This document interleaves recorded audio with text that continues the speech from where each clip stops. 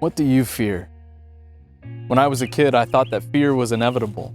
The only constant crucible I really had to hold on to: fear of rejection, fear of pain, fear of isolation, fear of the stain of humiliation if I was really exposed.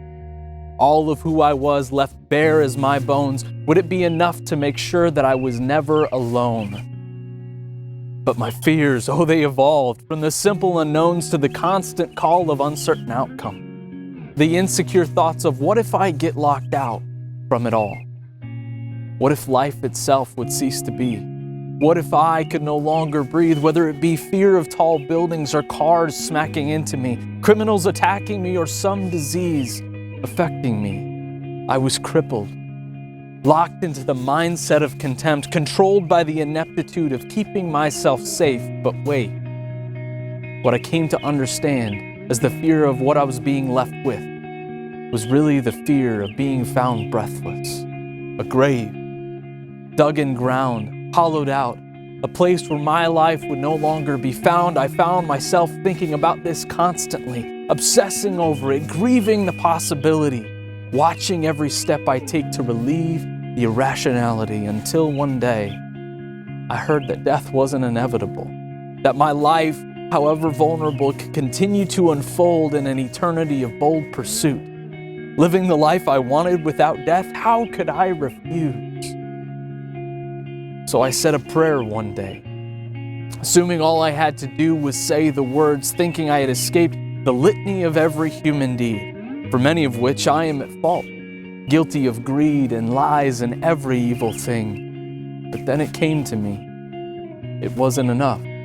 I knew me. How could I buy into this fluff of thinking that my words could change the reality of the sin in me? And I broke. Absent hope, all the fears in me, the uncertainty of death and life, and all that I had wanted to be came crashing back down on me in a heap of insecurity. I was lost, not knowing what to believe, but finally understanding that this prayer was not what I thought it would be. An incantation, proliferation of words that somehow eliminated my sin? How could I escape the fate of all the times my irate temper hurt my brother or sister? How could I forget all the times I would slide my way out of punishment just to point the finger at another? What about all the lies, the crimes of passion, the times I would fail to bring to action that which I knew I should act in? I hadn't died yet, but I felt the weight of it. Every broken promise, every empty plea, all the fears still living inside of me that wouldn't let me be, all the struggle, all the pain, all the guilt. I was in chains to my fear. And with death drawing near, it became abundantly clear there was no point. So I stuck a knife to my chest, and I wept. And I wept, and I kept on thinking as I pressed and I pressed, if this is how it ends, is my grave where I was really meant to rest? Rest, what I've always wanted, where I was always meant to be. Shalom is all I longed for, a peace that I'd yet to see, and it cried from within me, a siren song of future glory, hoping that my time was not yet finished, and that I could write a different story. So I stopped, and I waited. I put the knife down and anticipated something new, a hope that maybe I had missed this whole time, and then it dawned on me, the prayer. What if the prayer wasn't meant to change just my eternity? What if it was meant to change the present me? But how could this be?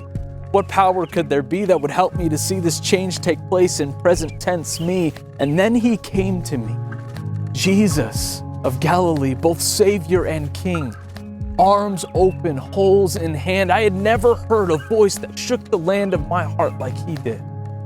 And he said to me, my grace is enough for you no matter what you do. You feel the weight of death? Well, I felt it too, and I stood up under it for years for you, just to prove that somehow, some way, I would make a way for you to be free of all of this pain, free of all of this guilt.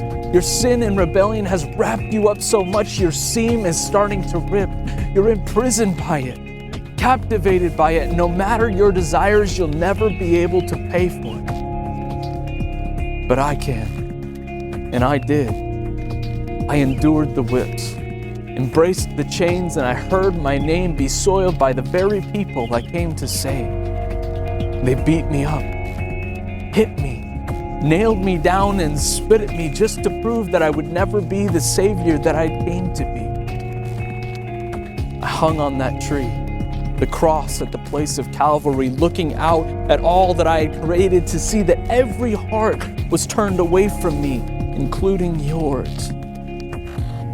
But I see you now as I saw you then, full of doubt, full of fear and every kind of sin, and yet I died for you just the same, knowing full well that you may never say, I need you, but you do.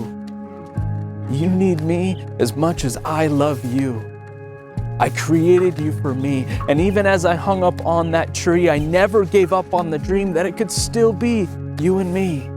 And as I felt the sting of death, as I felt this body become breathless, I took the curse of all of your pain and dragged it back to the depths with your guilt. So far as the east is from the west, so far did I remove your reason for arrest, your sin forever dull, your fears never powerful enough to separate you from all of my love. I died so that you didn't have to. But I didn't stay buried. The grave they carried me to wasn't ready for all that was about to take place when 3 days later I rose up in victory. And I can say with all authority that there is no grave that can put hold on me, no fear in this life that I have not relieved, no stain of sin I have not made clean. I put all my purity and all my humility into making for you and for me a garden for eternity, where we no longer have pain, no longer have tears, no longer have death, and no longer have fears. All you need to do is trust what you hear. Believe that I am He who is both your Savior and King. Trust in me, hope in me, be in me, and I will show you a life you can freely receive. Friend, Jesus came to give you life. So if you want to live, if you want to see, then take off the blinders and come and be, because the truth is, He is alive and we can be free. Death had no grave for Him, so death has no grave for me. He is risen. He is risen indeed.